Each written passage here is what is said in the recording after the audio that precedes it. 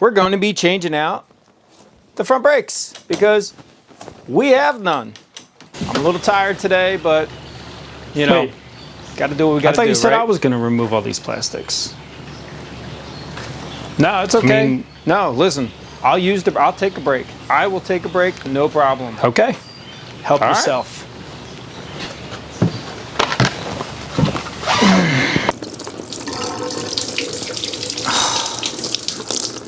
Instead of replacing it, we JB welded it and probably painted it. These are steel braided lines with like a clear coating. Pretty good quality. I'm just going to use this little oscillating tool. Most annoying sound in the world, but geez, these things cut wonderfully. I'm just going to zip them off. There we go. Whole assembly's out. You prep them with anti-seize. Will you focus on that? Even if they are brand new. Oh man, this one's all stuck. Stop playing games with me.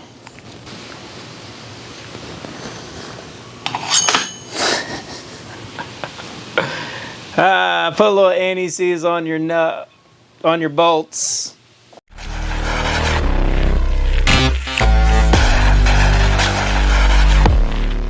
So now we're going to get some brake fluid into the system here and get the air out, get that hydraulic pressure, because when you do have that air in the system, it'll feel spongy, weak. You'll basically be doing more effort for less performance anyway. Hydraulic pressure needs the fluid to create the pressure. So when you squeeze, you're creating that pressure, compressing the oil, and it causes your calipers to squeeze the rotor. And because we replaced everything, it's going to be a little bit of a process. You know, you really got to get a lot of air out of the system all the way down to the calipers. When you just do brake pads, you don't have to really do any of this, but I usually recommend it on motorcycles because it's pretty simple. It's not like a car where you got to do all four corners and you need help and stuff like that, unless you're using a power bleeder. But change out this oil. You know, why not? You know, you kind of want that best pressure and the cleanest oil in there. I did already fill this. It's just 2 Phillips heads on here. I already filled it because I didn't realize I didn't push play. Or you push play. I didn't push record. But what's on the inside of this lid is this little rubber seal that helps with the compression of the oil. So don't lose your screw. Let that just go. Found it. What I am using is just Prestone brake fluid, DOT3. So because everything's new, you do got to keep an eye on your master cylinder, keeping it filled.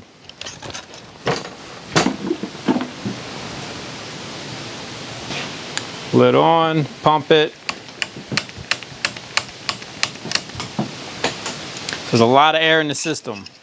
I work my way down. Wrong size. I crack the lines. Help get that air out.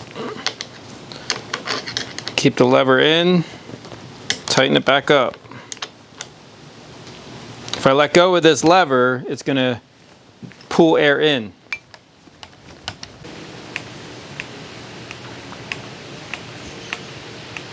So we're working the air out of the master cylinder, and because this is the highest point, air is going to want to try and fight to get up here.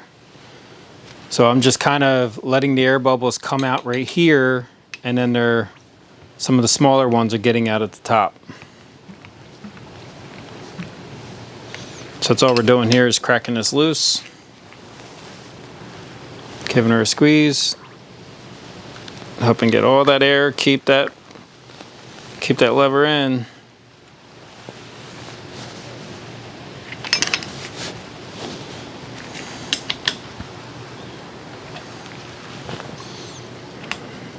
Just keep pumping.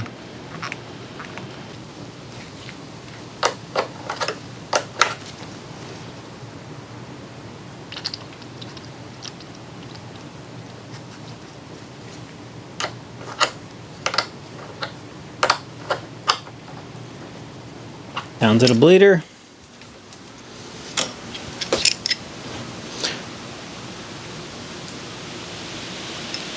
So you can see we don't have enough yet, but you're just going to keep repeating this process.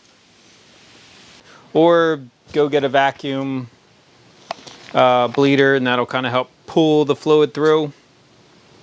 But I like to try and show you guys just some little easier ways to do things if you don't have the tools, you don't want to spend the money. Just don't forget, keep filling this up, or else you're just going to keep pulling air into the system.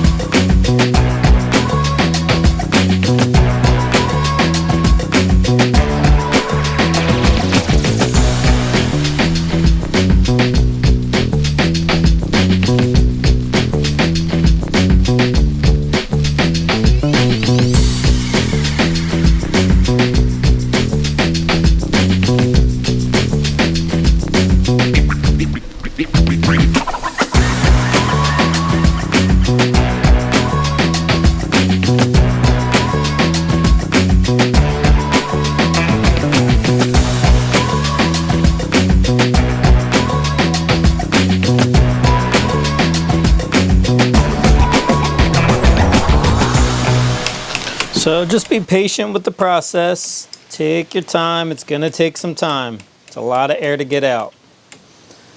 And then you'll eventually get to this. Squeeze the lever.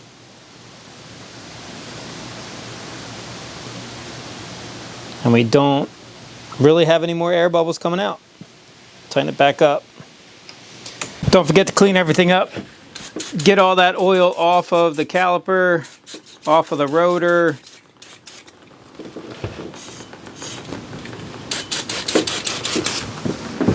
Any oil on the brake system is not going to be good. We want it in the brake system. Once you have a positive feeling lever and you get all the air out of your bleeders down to calipers, both calipers, you don't want to see any more air coming out. This feels firm. Put your lid back on. Well, make sure your brake fluid is topped off. Put your lid back on. Sometimes I'll come back in a day or two, maybe just bleed the calipers one more time, really let the system kind of work the air out. Or crack this one. Crack right up here. Let that bleed out. That'll get the air that slowly works its way up through the oil. And that's really us upgrading the brakes on this Suzuki. And that's kind of all I got going on right now. Coming up next, on the next video, we're going to get to doing the steering stem.